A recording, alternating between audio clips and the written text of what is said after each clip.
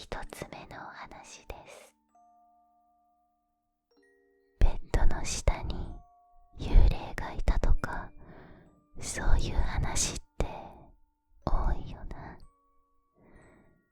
でもあながち嘘じゃないのかもな。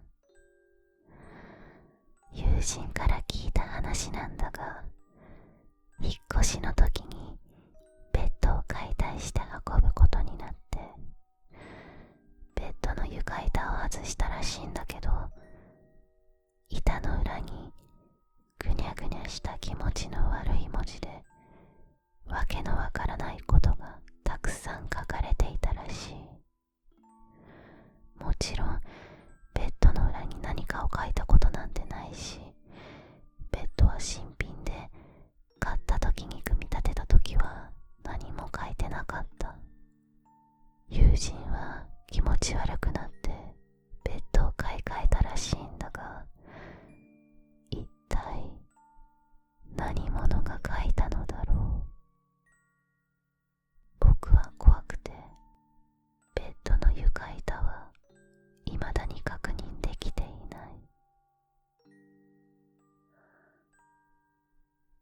母校の中学校の近くに結構築数年の経ってそうなボロアパートがあったんだけど、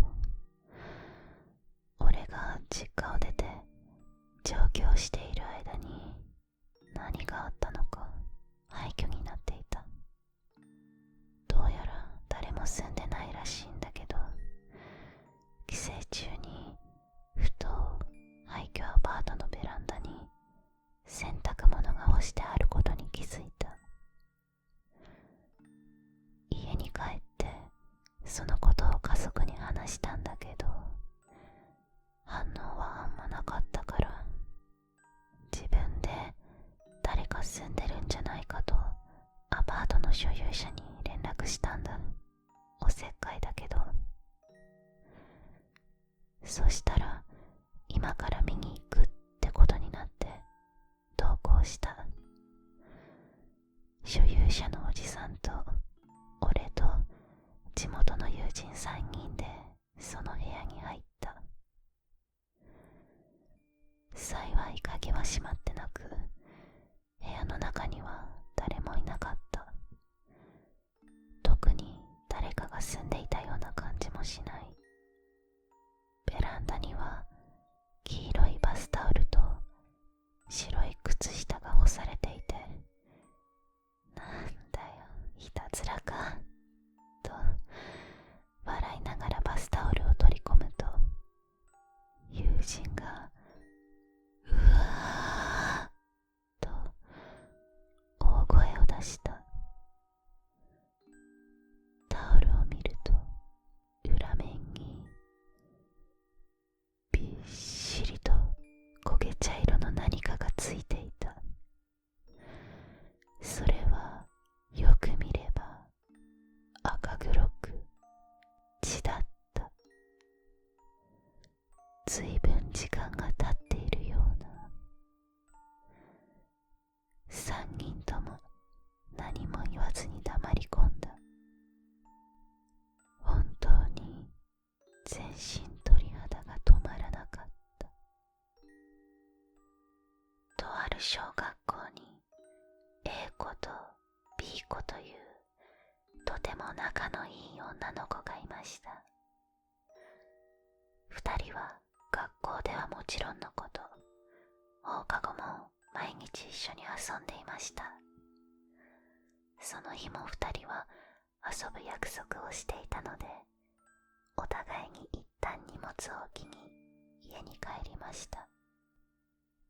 A 子の両親は共働きで兄弟もいないので、いつも家に帰っても一人。そんな時、いつも一緒にいてくれる B 子はとてもありがたい存在でした。家に帰ってすぐに部屋に荷物を置き、家を出ようとすると家の電話が鳴りました。電話に出ると相手は B 子でした。しもし。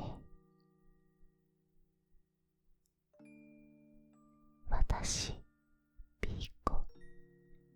今日は用事ができて遊べなくなったの。ごめんね。また遊んでね。ピーコとの約束がなくなり、がっかりするエイコ。すると、いつもよりも仕事が早く終わったという母親が帰ってきました。なんだかいつもと様子が違う母親が気になって、英子が尋ねると、どうやら母親は帰り道に近くの通りで交通事故の現場を見てしまったそうです。その交通事故はひどいもので、被害者は大型トラックに引きずられて亡くなったそう。次の日学校でその事故の被害者がピーコだったということを英子は知ります。1週間経っても英子は立ち直れませんでした。あんなに元気だった英子はほとんど喋らなくなり、学校も休むようになりました。その日も英子は学校を休んで一人で家で寝ていました。お昼の13時ごろ、インターホンが鳴り、英子は起きました。親もいないので、家には英子一人。誰とも話したくないので無視していましたが、しつこくインターホンは鳴り続けます。仕方なくリビングにあるモニターを見てみると、映っていたのは赤いフードをかぶった子供のようで、しかも異常に痩せ細っていました。英子は誰？と尋ねましたが、返事はありません。マイクから聞こえてくるのは、まるで喉に痰が絡んだような息の根だけ。さすがに気持ち悪かったので、警察に連絡しようと思ったその時、気づいてしまったのです。その子供には両腕がありませんでした。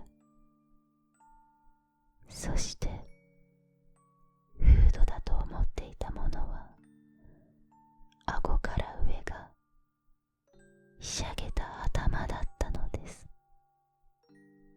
モニターを見ると、それは家の中に入ろうとしています。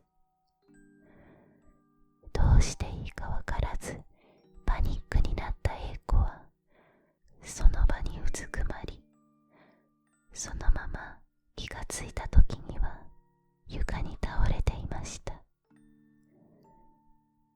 意識を失っていたのでしょうか。部屋の中やモニターを見回しましたが、もうそれはいませんでした。その時になって英子は気づきました。あの子